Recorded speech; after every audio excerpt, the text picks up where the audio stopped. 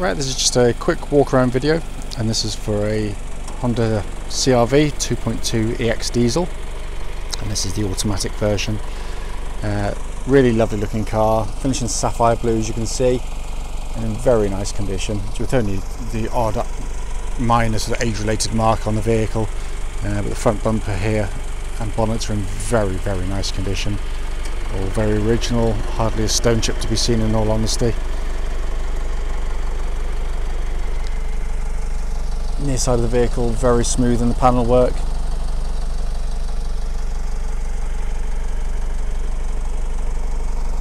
The front alloy, generally very good, just the tiniest little bit of curbing. Near side ones always get the clobbering unfortunately, but it's actually better than most. Come down the panel work here, it's all very, very nice. So there was a couple of tiny little touch-ins done on the car which I'm trying to spot on here, but they're again very minor. Again, rear alloy very good again, just the tiniest little bit just on top there, but you know, really good looking car, and this colour suits it absolutely perfectly. Just to come around the back of the car here, so this is the later 2010 onwards model, so it's got slightly different sort of styling on the vehicle, these new style alloys, all looks really nice. Again, panel work on this offside, really, really crisp and clean.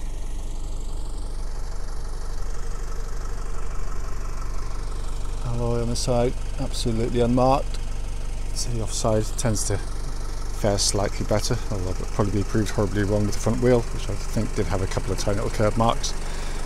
But on that, alloy good, just as I said, just a tiny little bit, just caught on the edge there.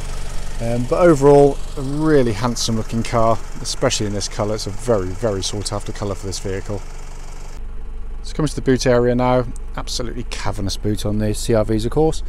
Tonneau cover, just pop that back there, but all the plastics are in really, really good condition.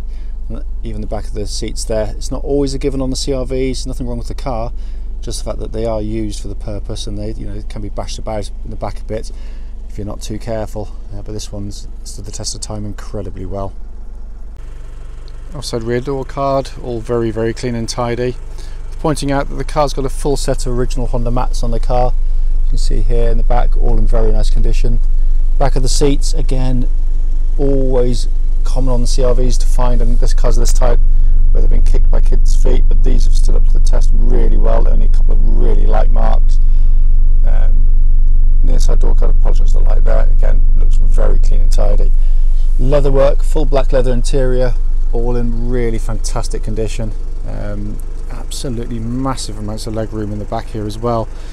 If you don't need as much leg room as that, what you can do underneath here, you'll see a bar there. If you just pull that up, the seat will only go forward a good sort of 6 or 7 inches to make what is already a big boot absolutely cavernous, and those rear seats will drop back different angles using little ratchet, tab rather. Come to the front now, driver's door card again, very nice indeed, only again the tiniest little bit of wear on there. Footwell area is all very nice, driver's seat very, very clean and tidy, and they are very hard wearing cars. And then likewise front passenger seat, really, really tidy, it looks pretty much as new in all honesty. And then on these EX models, got this lovely big glass panoramic roof, so I've got my overmat on the roof there, just so I used to protect the mats underneath. You just electric button there, up opens and shuts it as required. So sat in the car now, engine's running as it has been all the way through. Dashboard's in absolutely super condition, really is. Sat nav, you can see they're working absolutely perfectly. Never pop into reverse. Got this lovely parking camera as well. But everything works exactly as it should, but it's the condition really. It's in fabulous condition in here. I've just come to the main dashboard of the vehicle. You can see there we've now got 62,353 miles recorded on the car, but it really is in fabulous, fabulous order. So finally just show you under the engine bay. As you expect on a Honda car, it's all really nicely done. This engine's just been serviced by ourselves, so it's fresh and ready to go. cam chain driven engines, so there's no belts to worry about changing on them as well, but a reputation for, you know, really sort of long life and great reliability from these engines. Finally, just before I forget, I've got the full owner's manual pack here with navigation and car manual, and very importantly the lock and wheel nut key is here and present with the car. What will follow this video will be a road test of this very car. Right, this is a quick road test video, and this is for a Honda CR-V 2.2 EX diesel, and this is the automatic version. This particular car is registered AV10MSO, and mileage at the start of the road test is 62,347 miles. The reason we do the road test is very simple indeed. We want the customers to see the cars in operation prior to coming to see us. That way, if there's any issues with the vehicle that you need to know about, I can relay them back to you. The internet makes it much easier now to search for cars, but clearly if a seller isn't inclined to let you know that there's a problem with the car prior to coming to see you, you're going to see them rather, and then obviously you can have your time wasted. I am critical on the videos, as I have on many of my previous ones, so if there's something not quite right with the car, or there's a warning light, or something that needs attending to, or something we're going to attend to, I do let you know. So starting with the car itself, engine of the car starts absolutely instantly, settles to very smooth, very even idle, no strange noises from the engine, whirrings, vibrations or anything at all. Not that you'd expect it on a Honda anyway, certainly at this kind of mileage. But the engine, very sweet in operation, loads of power, loads of torque, very smooth and linear in its delivery as well. So it's not peaky, it's not any obvious turbo lag which you get with some engines, particularly smaller capacity engines. The engine, looking at the dashboard, there's no warning lights on the dashboard at all, and temperature gauge is running at a third. And given that the car's literally just driven 2 hours to us, because we have them driven rather than transported, so if there's any issues, the car can be taken straight back. But the chap was eulogising about just how nicely the car drove actually. But absolutely no warning lights or anything related to the engine at all. Gearbox on the car, really tough mechanical gearboxes on these Hondas.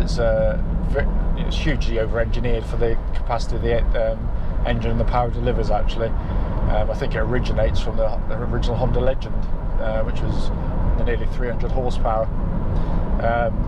But its gear shift quality absolutely superb. I've done what you should do on any car, especially automatics, or particularly automatics, is just to knock them into neutral when they're nice and warm, so the engine's nice and oil's nice and thin, and so I'm just going to come to a junction. I've got a lorry behind me, so I'm sort of slightly cautious. Yeah, and just see if there's any delays, thuds, clonks or bangs whilst it's engaging its gear. There's none at all on this. Everything's exactly as it should be in the gear change, and its shift quality is very, very good indeed. All but imperceptible, in all honesty. It's also a lovely match to the engine. It's not always a given that an automatic and a turbo diesel will run hand in hand as nicely as you'd hope. These have always driven well, and this is another fantastic example.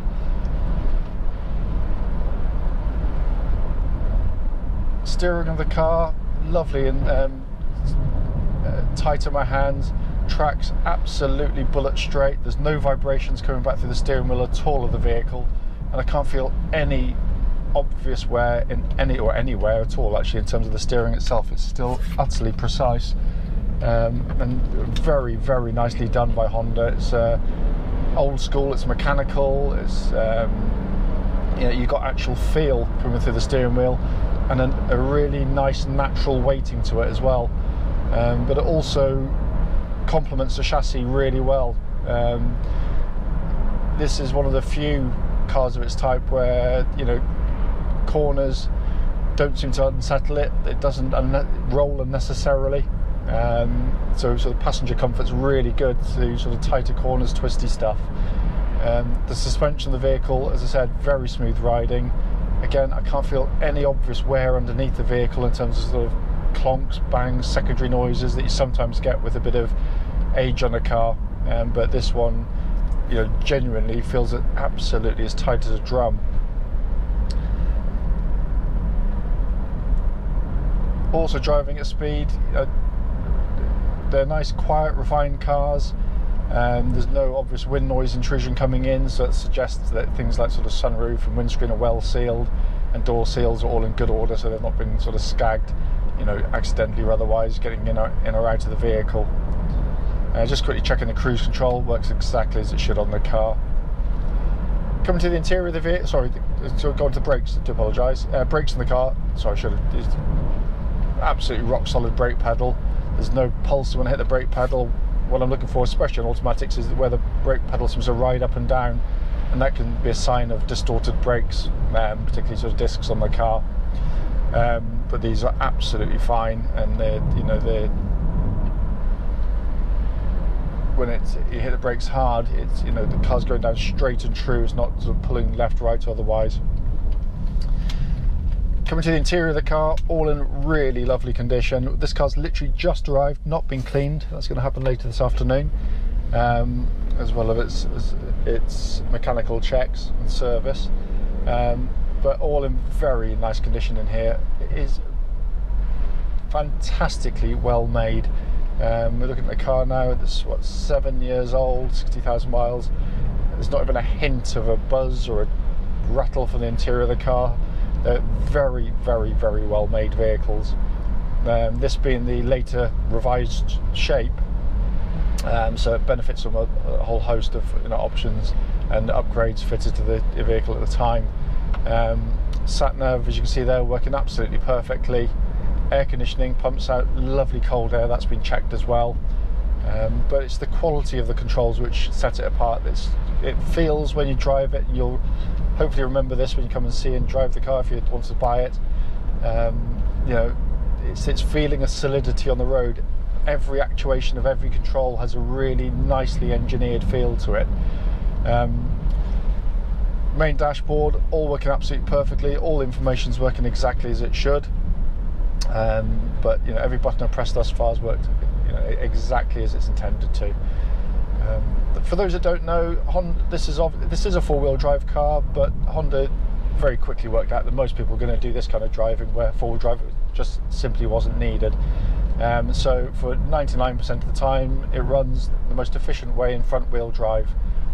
Only as and when required does it automatically bring in the rear wheels seamlessly, unobtrusively, without pressing any buttons. So if you imagine towing a caravan or going across a muddy field, you know, school fate, front wheels start to spin, and suddenly the rear wheels grip and go, and it disengages itself straight away as well. The obvious advantages of that: far less mechanical wear on the car over the life of the vehicle.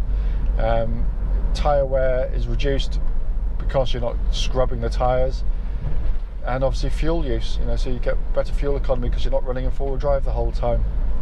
And mechanically, it's an incredibly strong setup. We've never ever touched one out of the thousands we've now sold. That kind of concludes the video, really. If there's anything I've missed on the video, then obviously don't hesitate, do give me a call. But judged on this test drive, the car drives absolutely exactly as it should.